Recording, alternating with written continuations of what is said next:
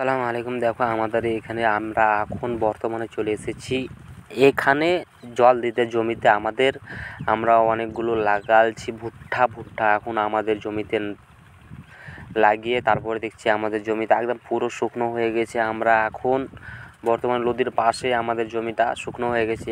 এরকম রোদ আর হাওয়া চলছে কি বলবো তোমাদেরকে গায়েস। কিন্তু আমরা জল দিতে চলে এসেছি লাইন মোটরে আমরা জল দিব আজকে ভুট্টোগুলোতে। আমাদের দানা চলে এসেছে, না দিলে জল দানাটা শুকিয়ে যাবে। তোমরা জানতেই পারছো যে ভুট্টার খেতি যারা যারা করে তারা ভিডিওটা বেশি বেশি করে শেয়ার করবেন, জানতে পারবেন। আর আমি বলছি যে দেখো আমাদের নদীর পাশে এগুলো, আমাদের নদীর পাশে নদীতে জল আছে, অল্প অল্প মাছ অনেক হয়, কিন্তু পাশে গাছগুছালি আছে, জঙ্গল অনেক। কিন্তু আমাদের জঙ্গলের পাশে আমাদের জমির ক্ষেতে রয়েছে ভুট্টা লাগালছি আমরা।